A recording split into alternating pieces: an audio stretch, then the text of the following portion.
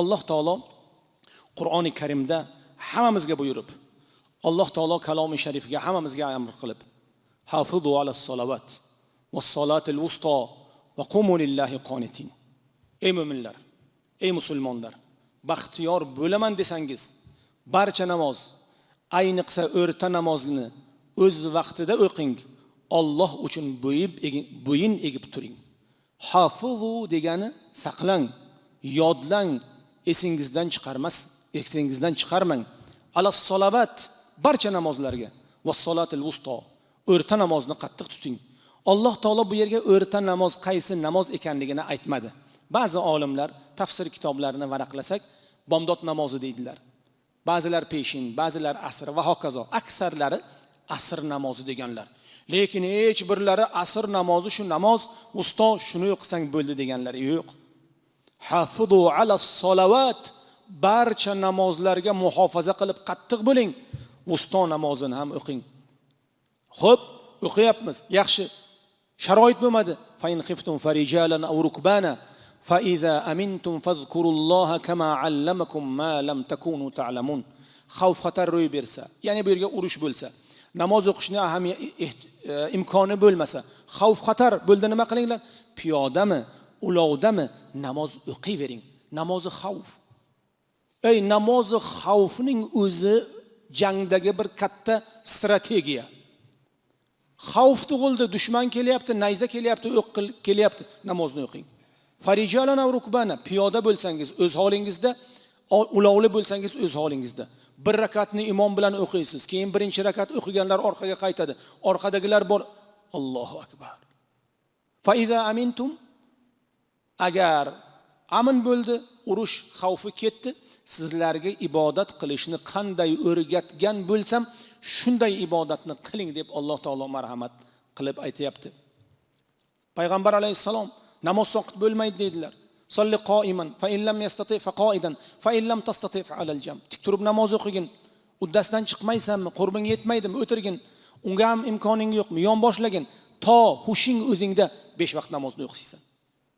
Bu oyat Hafizu alas salovat vas salatil wusta, Baqara surasining 238-239 oyati qayerda nozil bo'lyapti bu? Qachon nozil bo'lyapti? Suralardagi buni tartibi qanday? Bundan oldingi suralar, bundan oldingi oyatlarni bilamiz. Er-xotin munosabatlari, oilaviy ajrimlar, ularni ta'min va hokazo va hokazo. Er-xotin orasidagi qaltis voqealar va qaltis masalalarning yechimlari to'g'risidagi oyatlar. Baqara surasining demak 237-200 undan oldingi oyatlar oilaviy munosabatlar. Oilaviy hayot qaynayapti.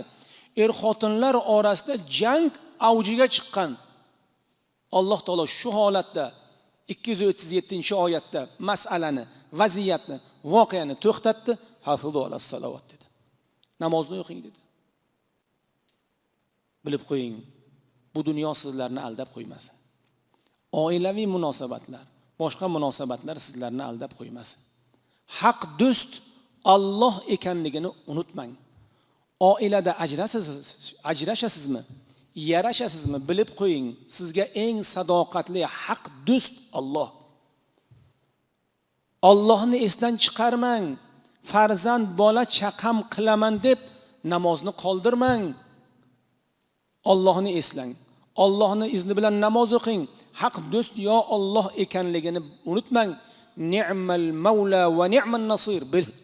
Biling, yordamchining ham yaxshisi, Mavlo xo'jayinning ham yaxshisi Alloh. Hafizu alas salovat.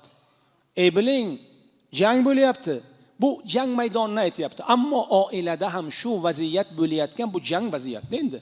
Er-xotin urushyapti, har biri odamning kerak bo'lsa o'zining insoniylik doirasidan chiqadi.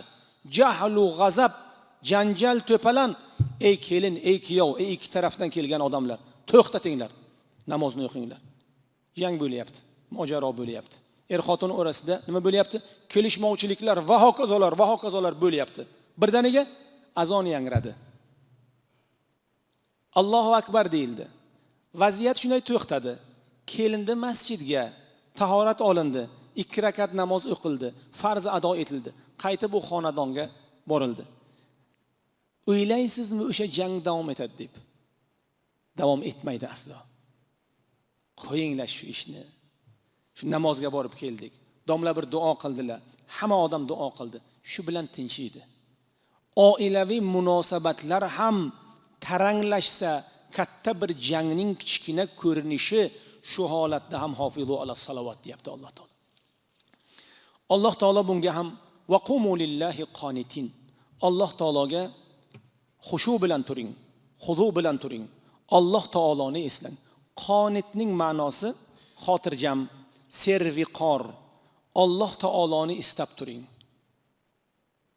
Ya'ni namoz o'qiganda pala partish namoz o'qimang. Tez namoz o'qimang. Namoz bu yugurish musobaqasi emas. Sekundamerni yoqib qo'yib, men 3 minutga o'qidim, sizchi 2,5 minut, unaqa emas. Namoz bandani Alloh bilan aytadigan muloqoti qancha uzun bo'lsa shuncha yaxshi. Payg'ambar alayhissalatu vassalom namozda itminonni vojib dedilar. Ya'ni xotirjam, sukunat. Azizlar, namozlarni sekinroq o'qiylik. Viqor bilan o'qiylik. Sajdada kamida 3 marta subhana robbiyal a'la deyish kerak. Rukuda 3 marta subhana robbiyal azim deyish kerak. Birinchi rakatlarda Fotiha va Zam sura qilish kerak. Ikkinchi, 3-chi, 4-chi rakatda esa Fotihani o'zini o'qish kerak. Birovni oldida qanday o'qib beradigan bo'lsak, o'zimiz qalbimizda Alloh uchun, farishta uchun ham xuddi shunday o'qishimiz kerak. Odamlarni oldida o'qiganimizda qiroatlar qilib, mahrajlarni joyidan chiqarib, madlarini mukammal qilib, yakka qolganda Xudo bilan roz aytganga nima uchun tez o'qiymiz? Fotiha surasini o'qiyapsiz, yoningizdagi odam siz hali yarmini o'qib bo'lganingiz yo'q, ruku qiladi. Qanday o'qigan u Xudo biladi. Xufton namozlari 3 ta farz, sunnat, vojib. Hali siz sunnatni birinchi rakatda siz yoningizdagi odam tugatib qo'yadi. Qanday tez o'qiydi? Unaqa bo'lmaslik kerak. Baribir tahorat olamiz, baribir masjidga kelamiz, vaqt sarflaymiz, masjidga kiramiz. Allohning uyidan va uning zikridan qochmaylik. Mukammal ish bilan nuqsonli ish orasidagi farq ko'p emas. Rahmatlik bobolarimiz aytardilar. Yaxshi ish bilan, yaxshi narsa bilan yomon narsa orasidagi farq 20 tin bolam derdilar. Yaxshi sifatli narsa 1 so'm, sifatsiz narsa 80 tin. Pulsiz emas, yarim puli ham emas, 20 tin qo'shsak afzal bo'ladi. Fotiha surasini o'qiylik, chiroyli o'qiylik, boshqa suralarni tilovat qilaylik. Fotiha surasini ana Mustafojon biladilar. 10 ta qoriga o'qib bering. Menga o'qib bering, Talajonga o'qib bering, Muzaffar qori akamga o'qib bering, Komiljon qori akaga o'qib bering, Xo'jamirga o'qib bering, har oyga bitta qoriga o'qib bering. Chunki mahraj qochadi, ba'zida odamga o'zgarishlar bo'ladi. Bitta xatoni men tuzatsam, bitta o'zimni xatoyimni sizdan tuzatib olsam, qanday baxtiyormiz. Madrasani bitirganimizga, qoriga o'qiganimizga, surani tugatganimizga qancha bo'lgan? 2 yil, 3 yil, 10 yil bo'lgan. Hali o'sha 10 yil bilan yuribmiz. Texnologiyalar yangilandi. Uylar yangilandi, liboslar yangilandi, farzandlar tug'ildi. Hali biz o'sha eski yo'q, yangilab turing. Qul a'udhu bi robbil falaqni o'qing, ixlosni o'qing. Bir marta ixlosni o'qib bering. Shu yozib boring. Ixlos surasini 120 ta qoriga o'qib berganman deng. Allohning oldiga shu hujjat bo'ladi.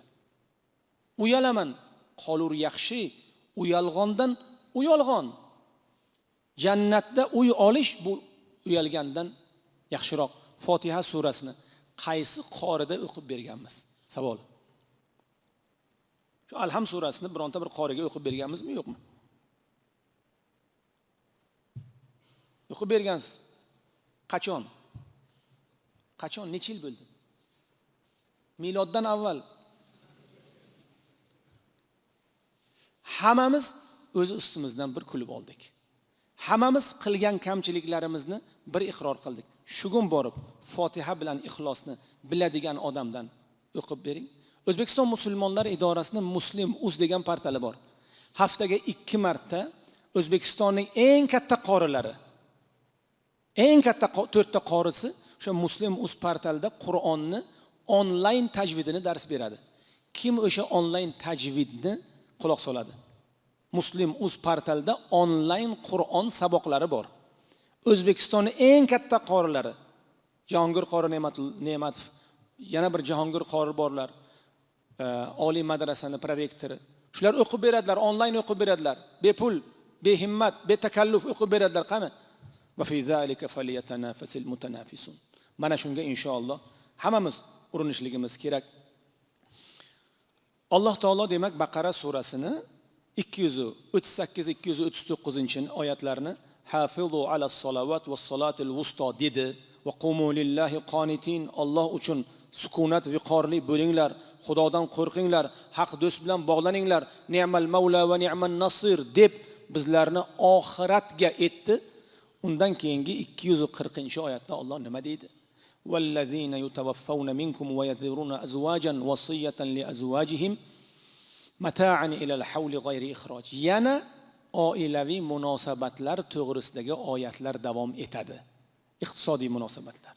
Demak, oilalarni o'nglashlik uchun avval ibodat, toat, farzi Xudo kerak. Alloh hammamizni yaxshiliklar o'nglasin. Alloh gunohlarimizni mag'firat aylasin. Ikki dunyo saodatmandligiga hammamizni Alloh muyassar aylasin. Nasrun minallohi va fathun qarib. Fabashshiril mu'minin.